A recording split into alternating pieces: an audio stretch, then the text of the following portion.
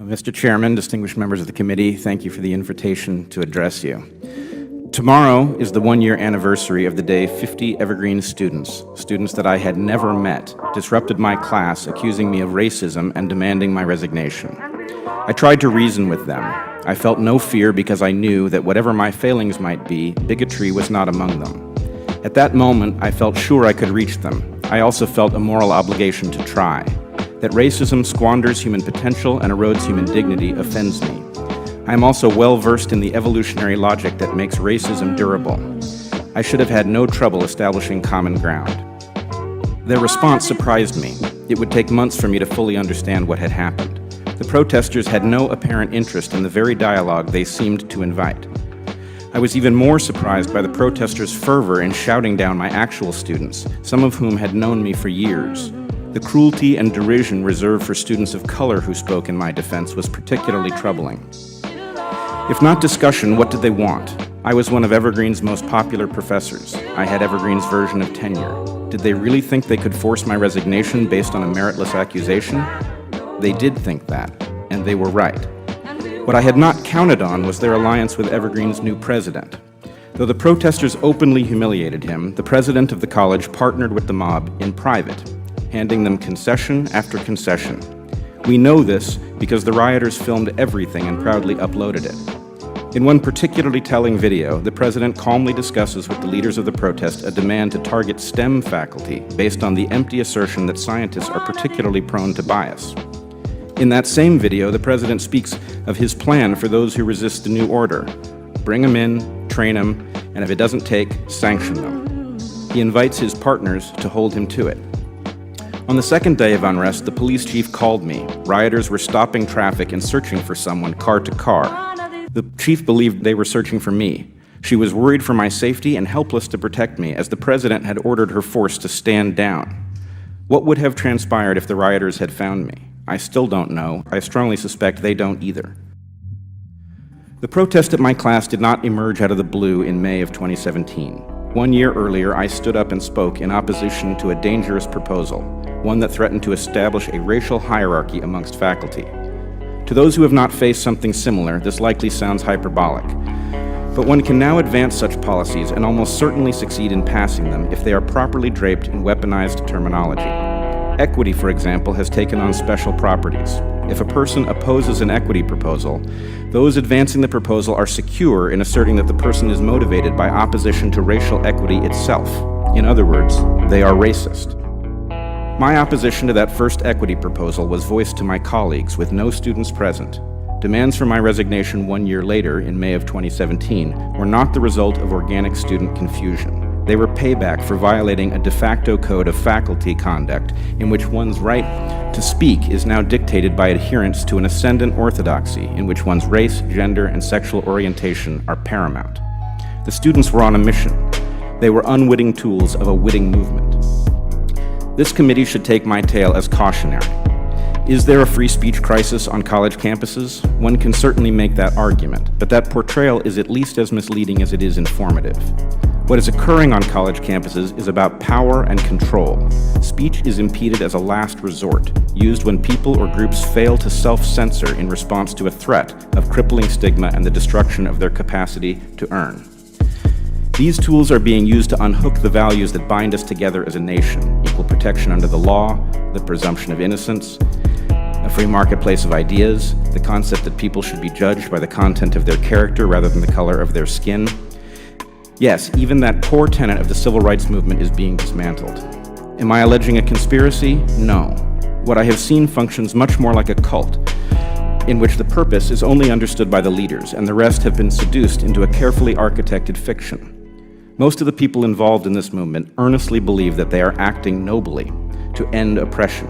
Only the leaders understand that the true goal is to turn the tables of oppression. Something is seriously and dangerously amiss. At this moment in history, the center does not hold. Partisan polarization and political corruption have rendered government ineffective, predatory, and often cruelly indifferent to the suffering of American citizens. Tribalism is the natural result. Evergreen's public meltdown placed me in the eye of the storm and cast me into the spotlight. As a member of the intellectual dark web, I find myself at the vanguard of an emerging, non-ideological, non-partisan movement. Along with the Heterodox Academy and the Foundation for Individual Rights in Education, we are fighting to restore civility and respect for competing perspectives. The electorate is starved for honest debate and for the good governance that follows from it. My advice to this body is to put the nation and its core values ahead of partisanship and join us in the center to end this cultish power grab and return us to a forward path as a nation. I look forward to your questions. What has been the reaction to what happened to you, both on campus and off campus? Have any changes been made? The campus has doubled down on every foolish idea it was pursuing and has gotten itself into very serious financial trouble for lack of students, which I should tell you, I warned my colleagues that if they pursued this false equity proposal, that would be the result. So a rather predictable disaster is occurring on campus. I do want to push back a little bit, though, on the assessment that it is the left, because really it isn't one left. There is an ascendant orthodoxy on the left that is very troubling. It is quite broad, but I think not very deep. Then there's a concentrated mirror image of that on the far right, and both of these things are to be feared. The problem, though, is when you speak out on a college campus from a perspective on the left that does not fit this orthodoxy, you are immediately categorized as the right, which makes it look that the left is monolithic and all shares this opinion, but it's not the case.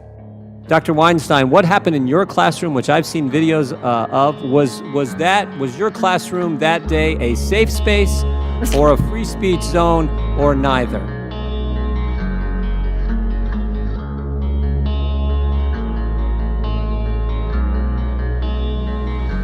I believe in something that could be called a safe space, but what safe space means to me as an educator is a space safe enough to take risk, is roughly the opposite meaning of what is being invoked on college campuses.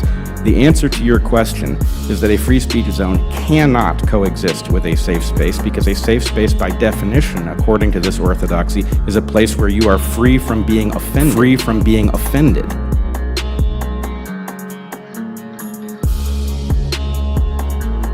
Safe space, could you say this sentence? Donald Trump is president of the United States. It depends which version of safe space you mean. If you mean a safe space the way it is used in common parlance on college campuses today, then the question of whether or not you can say it is contingent on whether or not somebody will be offended. Now think about that. Think about that. Now think about that.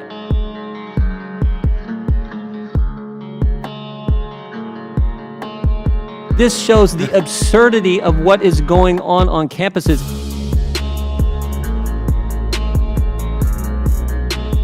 This is what is scary.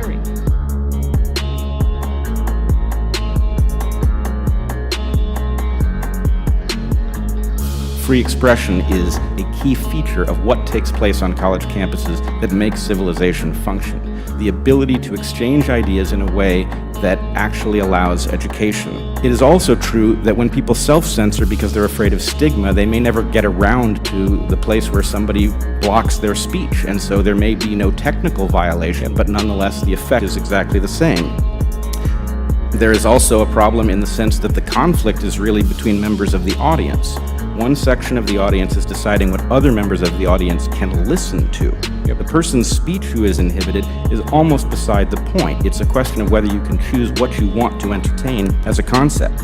When this jumps the fence and leaves the college campuses and moves into the outer world, we're going to run into an even bigger problem, where the tech sector is now the de facto governance apparatus for the new public square, and it's private, so the First Amendment doesn't apply. This is now extending into the classroom, and it's a question of what one can properly teach in a biology class, for example, which may well not be politically correct, but is nonetheless necessary for students to understand the organism that they're studying.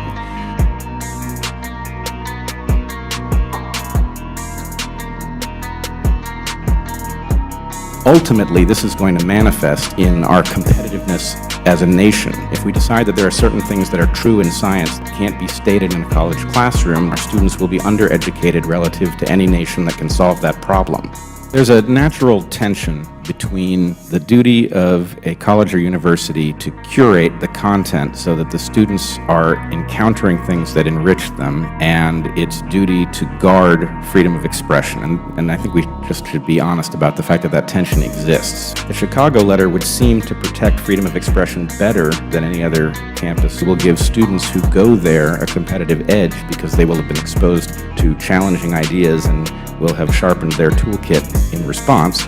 And so why is that letter not spreading? Why are college campuses not falling all over themselves to embrace this in order to collect those students who are looking for a college campus that will expose them to the highest quality material available? The job of an educator is to teach you how to think, not what to think. So the fact that somebody at the front of the room happens to have a perspective that they hold dear shouldn't mean that they are attempting to transmit it to students wholesale. They should give them the tools to evaluate for themselves. Unfortunately, what we are seeing is the result of the politicization of the commons, effectively. I suspect that that's the result of two things, which is that people do not feel well represented by the governance apparatus, and of the fact that they feel a threat of austerity, which is causing them to be tribal.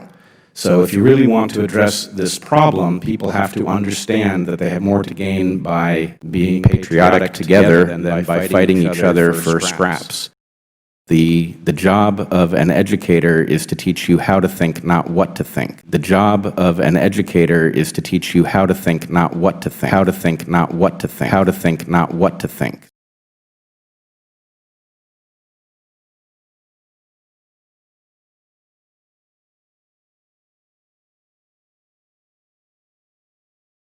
How to think, not what to think.